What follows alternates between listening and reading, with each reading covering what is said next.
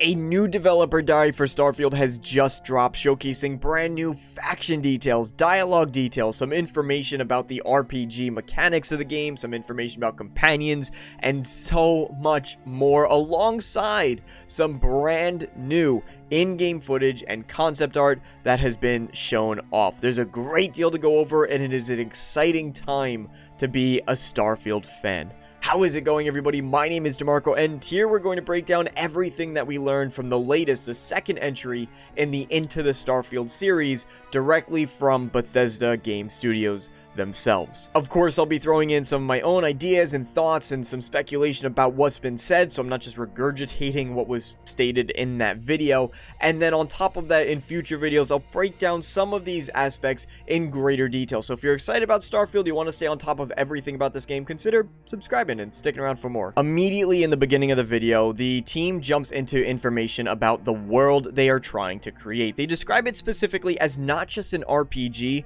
but a simulation, which is refreshing to hear. That's largely why Bethesda fans are as loyal as they are. There's no other game like a Bethesda style game where you feel like you can be a part of this world. You feel like you can live in the worlds that they create.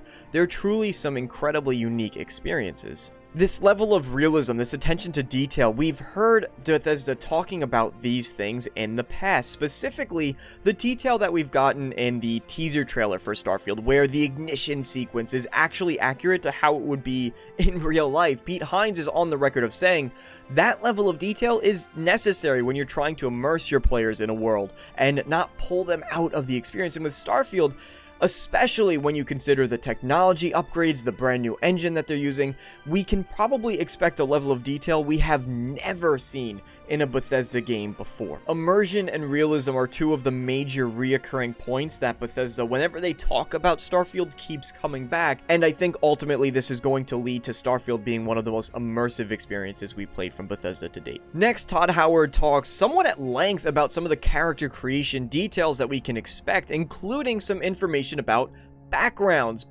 something that we've heard about in relation to Starfield, but have only been speculating up until this point, the role that they would play. Would it change the way you start the game? Would it only affect some certain quests that you get and maybe some dialogue choices that you get along the way? No, we officially have confirmation. It seems to be taking a note from Cyberpunk, where different backgrounds that you choose will actually affect the beginning of the game, in addition to all the things I previously mentioned. Will Shen, the lead quest designer on Starfield, specifically points out how you can start off with Persuasion Industries. It's one of the larger factions in Starfield that takes the role of a megacorp, and if you choose to begin with their background, you start off as a brand new employee, a brand new hire for that company. Some other factions were also brought up, and we'll dig into those as well just a bit later, but for now, in addition to learning more about backgrounds, we also do get insight into character creation, which bleeds a lot into role-playing for Starfield.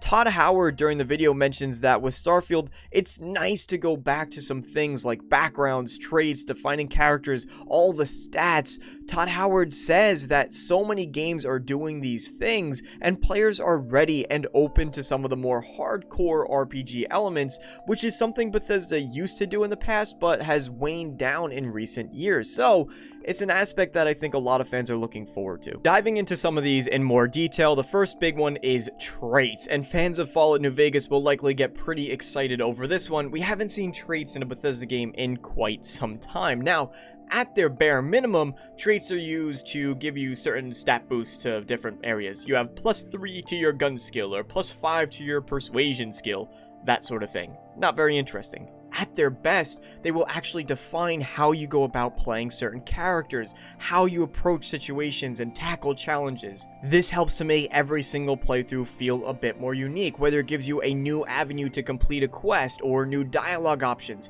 Traits can be very defining characteristics for every character, so when you choose that you want to play that dashing space rogue character, or a totally insane scientist, or maybe a space marine type person, then you can have a build for that, and that goes completely in conjunction with stats, which Todd Howard also talked about. stats that allow you to build particular classes and builds and level up the way that you want to is something that we're seeing a return to. Yes, Bethesda games have waned in their application of these systems in recent years, but as you look at a title like Elden Ring, which encourages players to build the way they want to, invest points the way they want to, play a specific role and type of character within their universes, and on top of that, encourages players to fail, learn from their mistakes, and try again. This is something that I think players have a craving for, that they want more of, and it's sort of shifting away from the more generic open world experiences like you see with a Ubisoft game. As Todd Howard mentions, allowing players to do what they want is what separates a video game from a film or a movie. So be sure to let me know down in the comment section, what type of character do you want to play in Starfield? I look forward to hearing about all the builds that you guys have thought up of already. Now, interestingly, one of those stats in every Bethesda game is inevitably going to be Persuasion, which we get specific details about in this video. While we don't get the exact nature of the dialogue system, we do learn about a brand new Persuasion minigame that harkens back to the likes of Elder Scrolls IV Oblivion. Now, it's worth mentioning it's not going to be exactly like that system. It's pretty outdated at this point, but Todd Howard does mention that it's something that's brand new and innovative in the dialogue space, and the way that he mentions it makes me think that he's not just talking about innovative for Bethesda games, but actually it's one of those features that's innovative for the industry as a whole. Bethesda commonly has set standards for different types of games. Todd Howard has mentioned in the past how the compass at the top has been brought on by other titles, and now we might see the same thing when it comes to dialogue in RPGs, which is exciting indeed. When it comes to Persuasion in Starfield, it's meant to be more like a real conversation with a natural ebb and flow, and you actually have to think about the risks of saying a particular thing to a particular character. You can't just say whatever you like to. It does have consequences. Dialogue is a massive part of RPGs. Some games are praised for their dialogue alone. Look at The Outer Worlds, which had an amazing dialogue system in that game. Now, interestingly, all of this, at least to me, alludes to a silent protagonist. I'll talk more about this likely in a future video, but I want to hear your thoughts about that as well. This makes me think that they're going to have a lot of dialogue for the NPCs and a silent protagonist for the player character that allows us to say all these different things that we want to. That's my personal preference, although I know not everybody's on the same page, so let me know what you think about it. So lastly, about dialogue in Starfield, in addition to the new Persuasion system, Todd Howard does mention that it's one of the most successful systems that they've ever done before, which is a big claim to make. The quality of dialogue in Bethesda games varies from game to game, but it's typically, at its worst, passable, it's serviceable, and generally speaking, it's pretty good in other instances. And so to say that it's the best it's ever done, Starfield very well in a lot of areas, not just the dialogue, but the world building, the way the mechanics work, the visuals, all of the RPG mechanics, all these elements coming together are building what will set the bar for all future Bethesda Studio releases. Faction details and companions were two of the last things that were mentioned in this Starfield developer diary. My personal favorite comment was in relation to the Crimson Fleet, or the space pirates that you can find in the game, and we'll talk about them and the exciting approach that Bethesda's taking there. But first, every major faction in Starfield does play a particular role within building out the world, which is important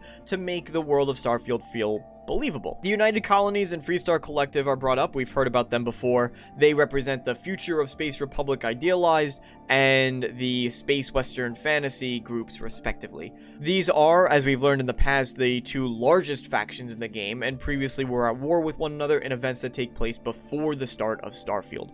Fusion Industries is also mentioned, which we talked about previously, but the Crimson Fleet is the one I'm excited to get to. And in Starfield, it is officially confirmed that you can play as a space pirate. Back before I had sort of reset my channel, I had a Starfield wishlist series that was comments from the community, and one of the most popular ones is always, can I become a space pirate? And yes, it is officially confirmed. You could go ahead and join with the Crimson Fleet and become the bad guy in Starfield, which is excellent. But it's not stopping there. It's not just limited to being a bad character that joins up with the bad guys. You can roleplay as a good character who sides with who joins up with, the Crimson Fleet. We're going to talk about that. Unlike the Gunners in Fallout 4, Todd Howard mentions it's not just enough to have this evil faction that's there to play as an antagonist to the player. Why can't you go up and join them?